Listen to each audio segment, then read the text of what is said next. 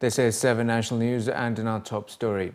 Under the directive of His Highness Sheikh Mohammed bin Rashid Al Maktoum, Vice President and Prime Minister of the UAE and ruler of Dubai, Dubai Parks and Resorts will extend its support to the proposed development of a Six Flags theme park in Saudi Arabia. This directive, according to a report on the Dubai ruler's website, calls for an exception to the destination's GCC exclusivity clause with American theme park operator Six Flags, with a view to benefit tourism and entertainment in the wider GCC region. The exception will apply to Saudi Arabia and underscores the UAE's support of the Saudi Vision 2030. The proposed plan to launch Six Flags in Saudi Arabia is part of the Saudi Vision 2030, which envisions a diversified local economy, the addition of jobs for a growing population, and the creation of more cultural and entertainment showcases in the kingdom. Dubai Parks and Resorts approved plans earlier this year to build Six Flags Dubai, which is expected to open in the fourth quarter of 2019. The new venture is in the final stages of design and will start the groundbreaking work in a few days. The Six Flags Park in Dubai will sit on a 3.5 million square foot plot next to the Motion Gate, Bollywood and Legoland theme parks, also being developed on the site, which are scheduled to open later this year. The UAE has condemned terrorist bombings which on Tuesday targeted Ataturk International Airport in Istanbul, leaving 41 people killed and over 200 injured. According to a statement released by Emirates news agency WAM, the UAE Minister of Foreign Affairs and International Cooperation, His Highness Sheikh Abdullah bin Zayed Al Nahyan, expressed the condolences of the UAE to the Turkish government and the families of the victims, wishing the injured a speedy recovery. His Highness Sheikh Abdullah also condemned the terrorist attack, which he stated contradicts all religions, human values and principles. His Highness also asserted the solidarity of the UAE's leadership, government and people with Turkey in its fight against extremism and terrorism, and reiterated support for efforts to establish security and peace. As a result of the attack, a number of flights between the UAE and Istanbul's Ataturk Airport were cancelled today. Emirates, Etihad and Turkish Airlines have confirmed their flights between the UAE and Istanbul have been affected, with passenger rebooking options made available for ticket holders. The contract for the Route 2020 Metro project has been awarded by the Roads and Transport Authority to a consortium of French, Spanish and Turkish firms at a cost of 10.6 billion dirhams. The announcement was made at a conference today to finalize the awarding of the contract to the consortium led by the French Alstom conglomerate, Spanish Acciona and Turkish Gulamak. Construction work on the 15-kilometer extension of the Dubai Metro's Red Line from Nakheel Harbour and Tower Station to the Expo 2020 site will begin in the final quarter of this year, and official operation of this service will begin on May 20, 2020, 5 months before the official opening of the Expo. As part of the project, 50 trains will be purchased, with 15 for the Expo service and 35 to upgrade the metro system. The capacity of Route 2020 when completed is estimated to be 46,000 riders per hour in both directions, and will feature 7 stations, including 5 above the ground and 2 underground. The project will also cover areas such as the Gardens, Discovery Gardens, Al Furjan, Jumeirah Golf Estates and Dubai Investments Park communities, serving about 270,000 residents and office workers. And the RTA will open the main traffic diversion of Dubai Airport Road on Thursday.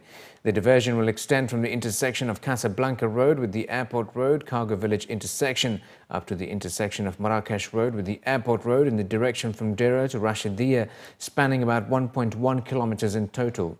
The detour is part of an ongoing RTA project to improve the traffic flow in intersections in the area. According to RTA officials, under Phase 1, the detour will remain in place till the end of August this year and will be fitted with traffic signals and cautionary lights. In addition, the project work zone will be separated by high barriers to mitigate the noise as much as possible for road users and residents of the surrounding areas. More than 500,000 parents, pupils, teachers and school staff and public and private sector workers have been invited to participate in a survey meant to shape the future of education in the Emirate of Abu Dhabi. The Abu Dhabi Education Council survey was emailed to thousands of people this week and can also be found on the Council's website. It allows the public to voice their ideas and suggestions on how to improve education in the Emirate. According to Adec project manager Ahmed Al-Ahmadi, a huge part of Adec's mission is to involve its teachers and school leaders in a strategic plan, adding that Adec is now including more stakeholders who it is confident will offer fresh new ideas that will assist in reprioritizing projects while examining different challenges among different people. The survey will be available online until Thursday, while the public can also voice their opinions through social media using the hashtag #EducationFirst. According to dental experts, complaints of bad breath go up by a steep 60% during Ramadan, with bad breath caused by dehydration, a common side effect of fasting. But thankfully, there are some things that can be done to minimize it. Explaining the causes of this further, dental experts stated that the salivary glands in the mouth often do not produce enough saliva to keep the breath fresh, and as such, this dryness caused by fasting leads to bad breath. According to studies, digestive juices released in the absence of food during fasting begin to break down and affect the lining of the stomach that can result in foul odor.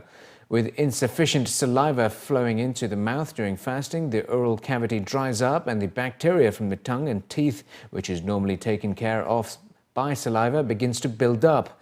This, along with the digestive juices, leads to bad breath. Fat reserves in the body also release ketones, which are pushed out along with the breath, adding to the problem.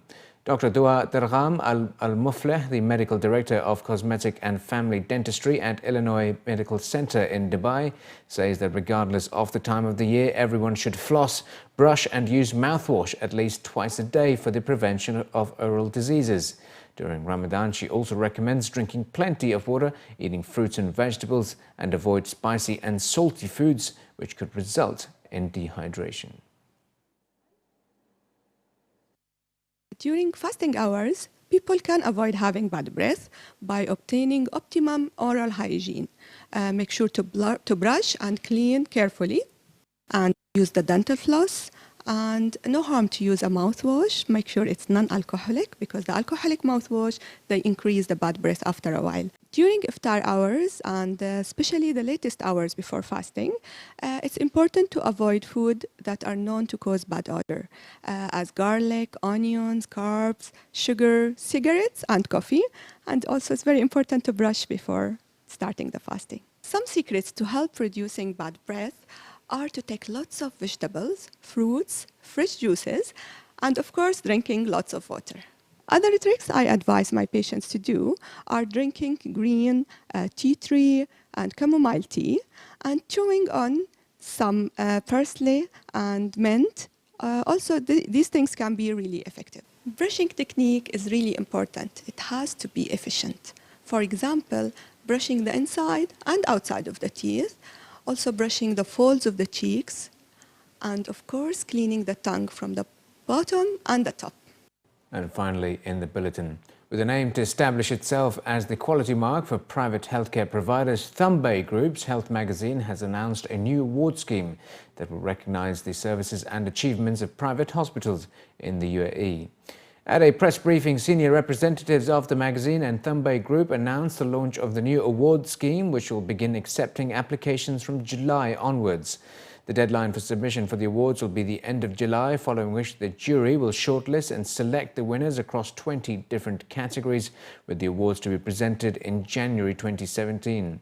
According to the panelists, the awards aim to appreciate the exceptional contributions towards the regional healthcare industry, particularly in the areas of customer experience, innovative ideas, CSR and public engagement, to name a few. Though no cash prizes will be distributed, however, the bi-monthly magazine will feature the winners in the magazine, which should also lead to improved accessibility and promotion of best practices. Commenting on the launch, Thambe Mueddin, the founder and president of the Thambe Group, stated that around 2 million dirhams have been allocated as the budget for the awards, which according to them will be the region's first annual awards in the healthcare field. It's not that we planned it, we realized there is a need for an award in the private sector, appreciation, and so that's the reason the team working behind decided we need to create an award. So my job is to give them the support, the funds, They wanted 2 million dirhams for the award, and we are there to support it. Yeah. The healthcare, there's nothing. It is not available now. There's nothing of that sort here. So we are trying to create and fill up this gap there. Yeah. It's going to be a 20-page document which they have to submit to the jury. So this document is a robust document, a framework which is designed by the consultants who also do the Dubai Quality Awards. So there is looking into the manpower, what efforts they have put into the quality of healthcare they deliver, also the CSR activity, what they're doing. So it revolves around their business and the feedback from the different patients, what they get.